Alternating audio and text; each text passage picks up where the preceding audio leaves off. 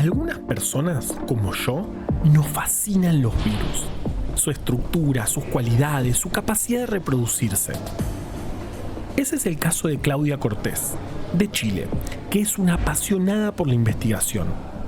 Gracias a gente como Claudia, hoy sabemos más sobre el virus del VIH y gracias a eso podemos saber mejor cómo tratarlo y eventualmente curarlo.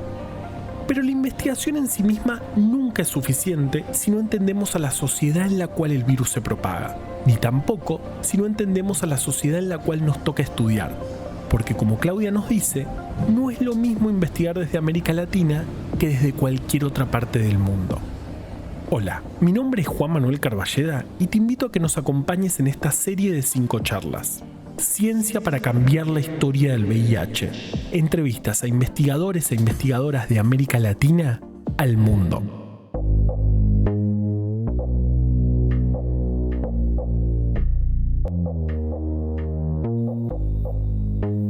Hoy tenemos el lujo de poder conversar con Claudia Cortés.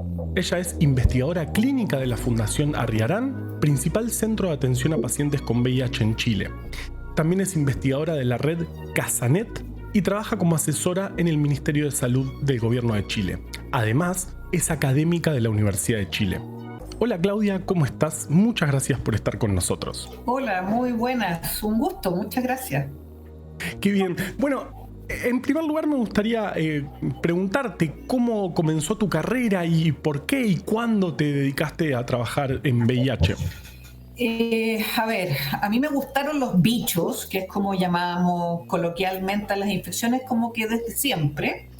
Y el VIH, muy tempranamente mientras estudiaba medicina, y me tocó ver pacientes, y esto estamos hablando en los años fines de los 90, principios del 2000, cuando todavía había poquito que hacer, y decidí hacer como una rotación electiva en la Fundación Arriarán. Yo estudiaba en el Hospital Universitario, que es otro hospital, y me vine acá a la Fundación, que es el centro histórico más grande, más de 32 años y más de 9.000 pacientes.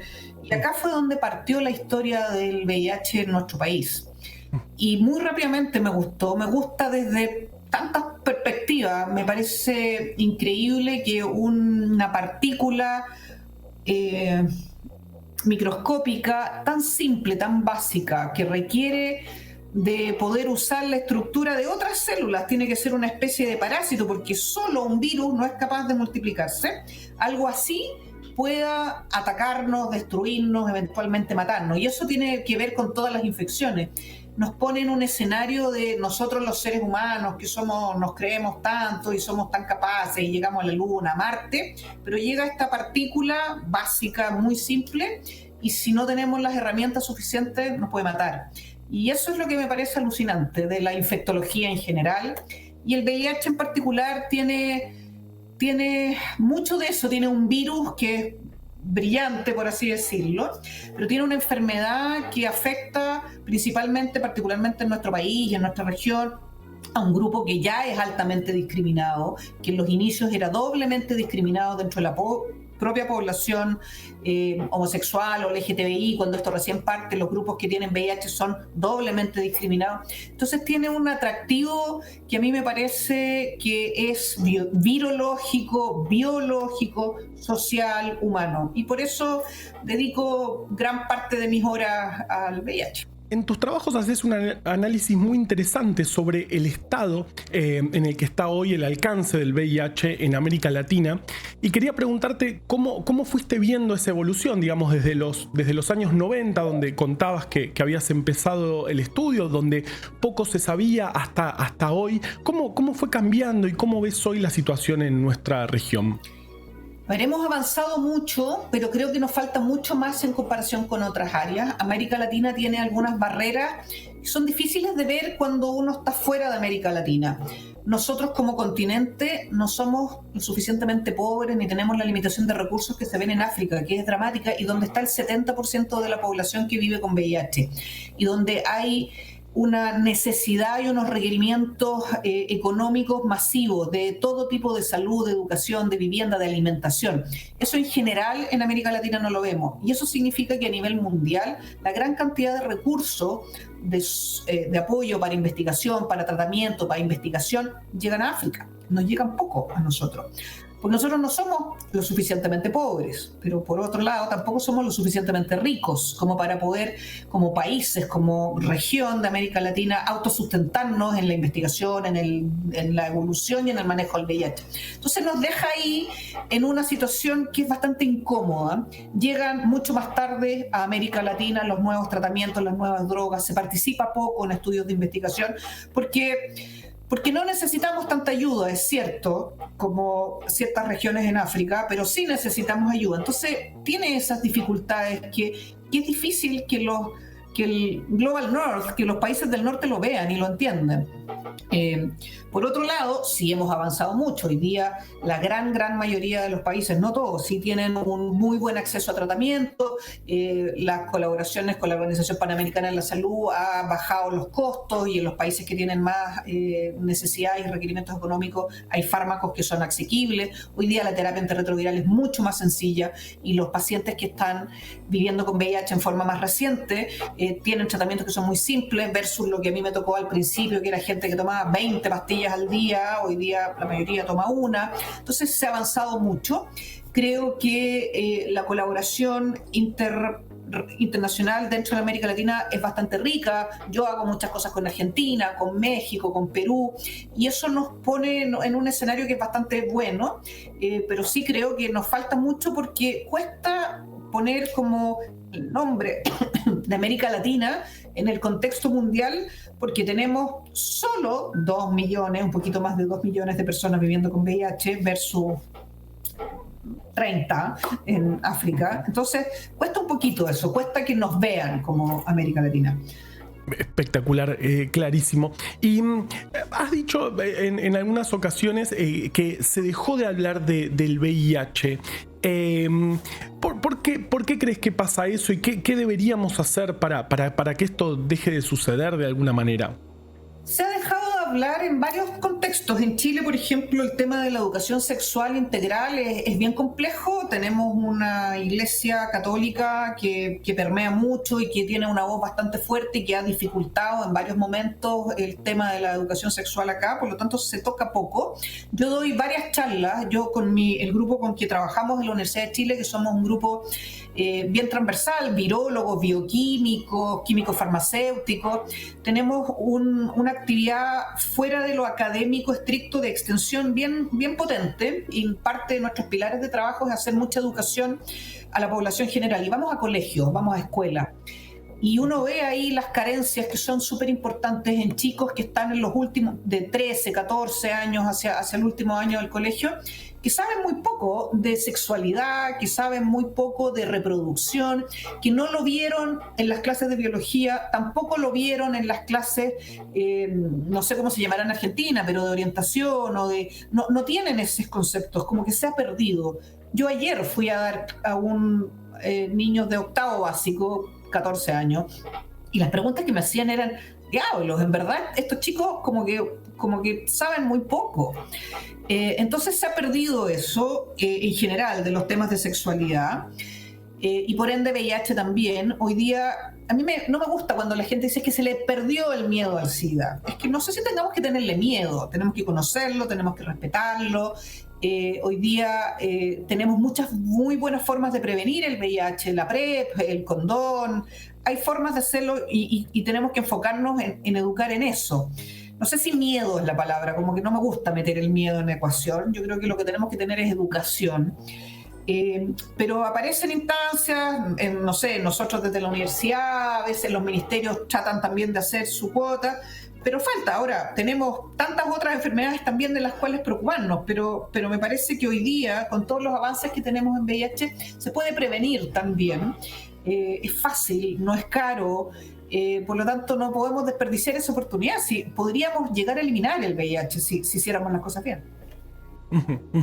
Qué interesante esto que decís de no es bueno o no me parece bueno ir por el miedo. Y hace un rato hablaba justamente de lo fascinante que puede ser el virus. Tal vez no es, digamos, yo siempre pienso, no es excluyente hablar de lo fascinante que es el virus y tratar de entender las formas que tenemos para evitar su transmisión. Creo que no tiene que haber alguna forma, ¿no? de unificar esas dos cuestiones. Lo que pasa es que el virus, como partícula viral, es un virus increíble, tiene miles de detalles y cosas que a uno lo hacen fascinante, efectivamente. La enfermedad del VIH es otra cosa, porque ahí ya estamos hablando de personas. Y queremos que ojalá las personas que ya viven con VIH tengan la mejor vida posible, y eso hoy día es alcanzable. Hoy día la expectativa de vida de alguien que vive con VIH es prácticamente similar a alguien que no, siempre y cuando se diagnostique temprano. Entonces ahí nos vamos a que hay que hacer un buen diagnóstico, hay que facilitar el diagnóstico, tiene que ser asequible muy fácilmente, hay que partir tratamiento. Hoy día los tratamientos en gran parte del mundo son asequibles, no en todas, pero en muchas partes. Y por otro lado, también tenemos que tratar de evitar, porque nadie quiere estar enfermo de ninguna cosa, o sea, para eso existe la vacuna, por eso tratamos de que en general la gente viva sana. Entonces, claro, hay medidas hoy día muy efectivas para evitar el contagio de VIH, la adquisición de VIH, entonces tratemos de masificarlas, pero si yo ya estoy con una persona que vive con VIH, bueno, podemos ofrecerle la mejor calidad de vida posible. Y eso hoy día tenemos todas esas esferas donde poder trabajar. Sí, totalmente. Y has visto en estos años haciendo este trabajo tan interesante de ir a escuelas a hablar con los más jóvenes, ¿has visto un cambio en la percepción? Esto que contabas de ayer en el colegio, ¿has visto que en los últimos años eso ha cambiado? Yo creo que hoy día es más fácil acceder a una muy mala calidad de aprendizaje sobre sexualidad. El porno es tan fácil, todos lo tienen en su teléfono. Antes al menos había que juntar unas monedas y comprar una revista. En Chile uno iba al centro, que es más alejado, y vendían en algunos pocos kioscos y se compraban, yo me acuerdo, mis compañeros, una Playboy, una Penthouse, lo que hubiera en ese momento, y juntaban dinero entre todos y se la prestaban. Hoy día todos lo tienen en el teléfono y el uso o la visión o la mirada de aprender sexualidad por la pornografía es una súper mala escuela. Entonces está un poco eso, es como, yo ya me lo sé todo, pero en verdad lo que sabes es pésimo. Tengo un poco esa sensación.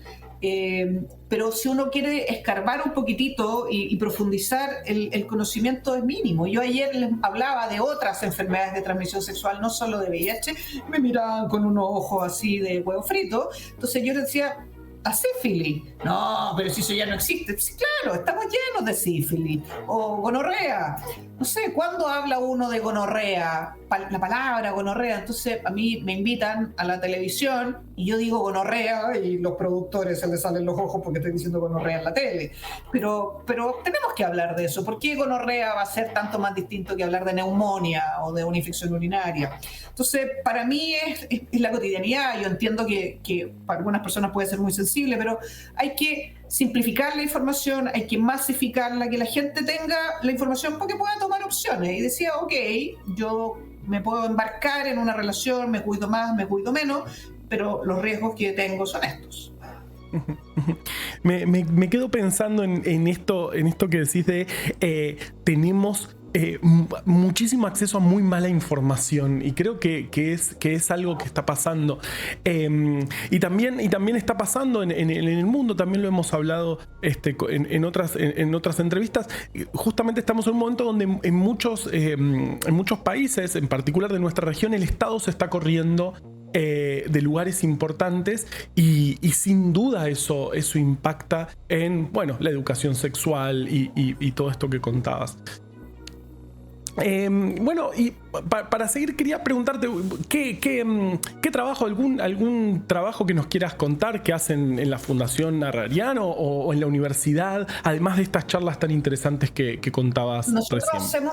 Yo estoy en dos grandes proyectos en tres proyectos bien interesantes. Uno que partimos hace 2 años atrás y que el Ministerio de Ciencias de Chile nos acaba de renovar, es altamente competitivo, que es muy interesante, que para mí fue un desafío muy grande, que es trabajar con ingenieros, con químicos farmacéuticos, con psicólogos, con enfermeras, con médicos, un proyecto de inteligencia artificial que está muy de moda hoy día, la inteligencia artificial, es cómo poder, porque tú sabes que la gente que vive con VIH tiene que ser muy ordenada y muy adherente a su tratamiento, tomarse sus remedios, y si se toma sus remedios va a andar muy bien, pero hay un grupo no menor de personas que son desordenados, mal adherentes, por 1000 razones distintas, no se toman en forma programada sus medicamentos, y esas personas queman o esos medicamentos dejan de servir y no hay muchas opciones terapéuticas. Entonces todo lo que hacemos hasta ahora es cuando alguien dejó de tomarse los remedios y empezó a tener un fracaso al tratamiento, uno los interviene, los apoya, los manda al psicólogo, los estudia, hace algo que es reactivo. Nosotros planteamos hacer algo antes, hacer mediante inteligencia artificial, mirar 20 años para atrás todos nuestros archivos, ver quiénes son las personas que fracasan, quiénes son las personas que no se toman los medicamentos, para poder predecir el primer día con los pacientes que llegan hoy. Usted, que viene recién llegando, que todavía ni siquiera le receto ningún medicamento, yo sé, con un grado de certeza bastante alto, que usted va a ser un paciente ordenado y va a andar muy bien, que usted va a ser un paciente más o menos, o que usted va a ser un desastre y no se va a tomar ningún remedio. Y a esos pacientes yo los intervengo antes de que dejen de tomarse sus medicamentos. Les pongo apoyo psicológico con el asistente o trabajador social. Hicimos una forma, y llevamos trabajando esto ya 3 años, de cómo poder predecir quiénes van a ser pacientes poco adherentes. Y nos ha ido bastante bien, hicimos un piloto chiquitito, justo cayó esto en la pandemia, entonces hubo que modificar todo el protocolo, por supuesto, y nos ganamos esta renovación del Ministerio de Ciencia en este concurso que es muy competitivo de fondo, para poder ampliarlo a un número más grande, ya no solo hacer un piloto, y poder sacarlo de acá, de la Fundación Arrerán, que es un centro bien modelo. Acá nosotros tenemos acceso a distintos beneficios y actividades que en otros centros de VIH en el país no están. Entonces lo vamos a repetir acá, lo vamos a hacer en un hospital en Punta Arenas, en el extremo sur, para poder, en el fondo, intervenir a los pacientes antes de que dejen los tratamientos. Ese es un súper lindo proyecto. Hermoso, me vendría muy bien. Yo soy hipotiroideo y me suelo olvidar la levotiroxina. Mi endocrinóloga siempre me reta. Me hubiese venido muy bien seguramente le salga como uno desordenado que tal vez no sea buen adherente al tratamiento. Pero me parece interesante. Si tú eres hipotiroideo y no te tomas tu tiroides, tu remedio de la tiroides, se te puede olvidar 3-4 días, pero cuando lo vuelvas a tomar, te va a volver a servir. Lo mismo pasa con un hipertenso, que se olvida y se toma mal los remedios para la presión. Ok, va a andar con la presión alta unos días, pero cuando vuelva a tomar sus remedios van a funcionar. El problema con la gente que vive con VIH es que esos remedios es muy posible que ya no funcionen más. Entonces, por eso es tan importante trabajar en adherencia, que es uno de los grandes desafíos hoy en el mundo. Otro trabajo en otra línea de investigación muy distinta es con la gente de la Universidad de Chile, de los laboratorios de virología. Yo colaboro con el Instituto de Ciencias Biomédicas de la Facultad de Medicina, con virología, y ahí hoy día estamos viendo que nuestros pacientes, el tratar el VIH en sí mismo, el virus, y mantenerlo indetectable, muy bien controlado, casi no es un problema. Hoy día los fármacos son, y si tú te los tomas, funciona muy bien. Entonces lo que estamos viendo hoy día son otros problemas. Son el aumento del riesgo cardiovascular, la aparición de diabetes, lo que le pasa a toda la gente. La gente está envejeciendo, nuestras personas que viven con VIH son cada vez mayores, son cada vez más obesos, cada vez fuman más, igual que el resto de la población. Entonces tenemos un estudio que es bien interesante. En otro proyecto está financiado por el Ministerio de Ciencias también, de cómo estudiamos lo que se llama el síndrome metabólico, que es una mezcla o una suma entre diabetes, hipertensión, obesidad, cómo eso afecta a nivel molecular a las personas que viven con VIH comparado con las personas que no viven con VIH. Y personas que viven con VIH que están bien de su VIH, que están indetectables, que están muy bien ordenaditos de esa parte. Entonces sus problemas hoy día son la diabetes, la hipertensión, la función del riñón, y estamos haciendo un paneo con un estudio que es prospectivo, reclutando a pacientes con y sin VIH, con y sin síndrome metabólico, y comparando su perfil molecular. Y ese es un estudio que estamos en ejecución en este momento, que es bien interesante. Tenemos voluntarios sanos que nos colaboran con muestras de sangre y con medirles el peso, la talla, tomarle la presión, y nuestros pacientes con VIH que también les medimos los mismos parámetros y vamos a poder comparar las diferencias entre unos y otros. Qué interesante. Qué orgullo que se haga esto en Latinoamérica. Me parece hermoso. Y claro, porque esto es un poco nuevo. Las personas con VIH envejecen. Claro, qué interesante. Antes no teníamos ese problema, pero este es un buen problema. En el fondo, ¿cuál es lo malo? Si lo vemos desde otro punto de vista, hoy día nuestros pacientes con VIH son hipertensos, son diabéticos, básicamente porque viven más. Y en los primeros años la gente se moría porque no teníamos tratamiento, o después teníamos malos tratamientos, o teníamos tratamientos con muchísimos efectos adversos. Y nosotros siempre, es un chiste que hacemos un poco los infectólogos, que nos dedicamos a las enfermedades infecciosas, era porque no queríamos ver diabetes ni hipertensión, porque no nos gustaba. Bueno, y ahora nuestros pacientes tienen diabetes, hipertensión, y claro, tenemos que atenderlos. Yo no puedo ver, cuando examino a un paciente y cuando trato a un paciente que vive con VIH, no me puede preocupar únicamente su VIH, su carga viral y su CD4, sus defensas. Tengo que verlo entero. Y si ese paciente tiene diabetes, hipertensión, es obeso o lo que sea, tengo que preocuparme. Y para los pacientes que viven con VIH, su vínculo con la atención de salud somos quienes le tratamos su enfermedad primaria. Por lo tanto, tenemos que hacernos cargo de eso. Y el otro proyecto grande que también trabajamos, que es el que tú cuando me presentaste, que es Casanet, que ese es un trabajo muy interesante. Ese es un proyecto internacional, que significa que es una red de colaboración de América Latina y el Caribe de estudios epidemiológicos del VIH. Por eso es Casanet, esa es la sigla traducida. Y somos participantes de 7 países. Está Argentina con Fundación Huésped, estamos nosotros con Fundación Herrerán, está Perú, está México, está Brasil, que tiene un par de centros porque Brasil es muy grande, está Haití con Guesquio, que es un centro gigantesco, y está Honduras. Y juntos a la Universidad de Vanderbilt en Estados Unidos tenemos una base de datos de muy buena calidad de sobre 50.000 pacientes. Entonces, preguntas que son complejas o que son de casos que son poco frecuentes, cuando tienes un número muy grande de pacientes puedes responder muy bien. Y eso ha sido para mí un tremendo. Yo llegué a trabajar en Casanet cuando yo estaba terminando mi residencia de enfermedades infecciosas. Ahora, después de muchos años, era co-investigadora. Desde hace un par de años soy la investigadora principal en Chile.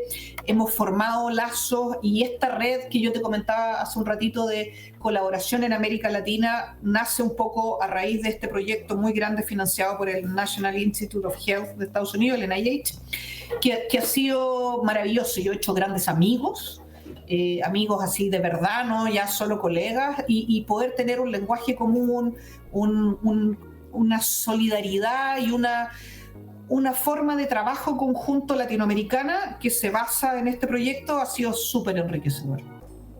Qué lindo, qué bárbaro. Y qué importante, de nuevo, en todas las entrevistas sale esto, lo importante de hacer ciencia desde Latinoamérica. Me parece fundamental.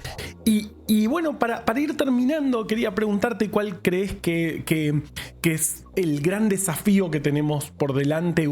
¿Qué falta qué estamos esperando? ¿La vacuna, la cura? ¿Qué es eso que falta? Faltan varias cosas. Yo creo que para la vacuna todavía está complejo. Ha sido un virus fascinante y no se ha dejado diseñar una vacuna adecuada. La cura también es compleja. Hoy día podemos hablar de una cura funcional. Personas que, si bien tienen el virus, pueden tener una vida completamente normal, siempre y cuando se tomen su remedio. Yo creo que hoy día nuestros problemas en la región es que todavía hay zonas que tienen poco acceso a medicamentos. Hay algunos países que están más retrasados que otros. Y PrEP, profilaxis, preexposición, que es una cosa fantástica, que yo siempre bromeo y digo que deberían darlo los porteros del hospital, debería ser ampliamente distribuido. Todavía nos falta mucho en Chile, nos falta mucho en varios otros países donde el acceso a PrEP es muy, muy limitado. Y vemos que, por ejemplo, en Sydney, en Australia, que hay una masiva distribución de PrEP, los casos de VIH nuevos casi han desaparecido. Y nosotros podríamos aspirar a lo mismo. Creo que en prevención estamos bien atrás. Prevención ahí tiene que ir de la mano con testeo, porque necesito diagnosticarme rápido para partir tratamiento pronto si es que falla la prevención. Pero también creo que hoy día, para la gran mayoría de las personas que ya viven con VIH, el tratamiento casi no es un tema, es muy sencillo. pero creo que donde nos falta mucho trabajar es en estigma y en discriminación, que sigue muy potente aún. O sea, seguimos teniendo, hay poco más de 2 millones de personas que viven con VIH en nuestra región y tenemos que meternos bien en la cabeza a todo el mundo que esas personas pueden trabajar, pueden ser padres o madres, pueden casarse, pueden ser astronautas, pueden ser jardineros, pueden ser cirujanos, pueden hacer una vida absolutamente normal. Y todavía eso no ocurre, todavía la gente esconde su diagnóstico, todavía en algunos lugares es causal de despido o de deshonor. Y para mí, tener VIH, por supuesto que no quisiera tener VIH como no quisiera tener problemas de la tiroides ni ser hipertenso, pero si ya lo tengo y soy ordenado y me tomo mis remedios, es tener una enfermedad más. Entonces, creo que el trabajo en estigma y discriminación o esa meta todavía nos queda mucho. Qué interesante charlar con vos. Bueno, no sé si querés agregar algo más, algo que no hayamos nombrado, y si no, terminamos la entrevista acá. Yo, te doy las gracias por la oportunidad. Yo creo que en América Latina estamos mejor, podemos seguir avanzando mucho más. Creo que hacer colaboración en diagnóstico, en tratamiento, en investigación regional es fundamental porque somos una región, entre comillas, chica en el universo del VIH, pero no somos tan chicos y tenemos una capacidad científica súper potente, así que podemos hacer mucho. Seguro que sí, seguro que sí. Bueno, muchas gracias por estos minutos, ha sido espectacular charlar con vos y bueno, estamos en contacto. Un gusto. El estudio del VIH en América Latina es tan necesario como desafiante. Como nos dice Claudia, estamos en un continente en el cual no somos lo suficientemente pobres como para que nos financien, ni lo suficientemente ricos como para financiarnos solos. Tampoco somos la región del mundo donde el VIH más impacta, pero a la vez hay alrededor de 2 millones de personas que conviven con el virus en nuestra región. Es por ello que el trabajo de Claudia y espacios como la Fundación Arriarán son tan importantes. También, Claudia nos acerca a entender los nuevos desafíos que el estudio del VIH nos trae, con una población joven que lo percibe distinto y con pacientes muy longevos que nos plantean nuevas preguntas. Los esperamos la próxima. Muchas gracias.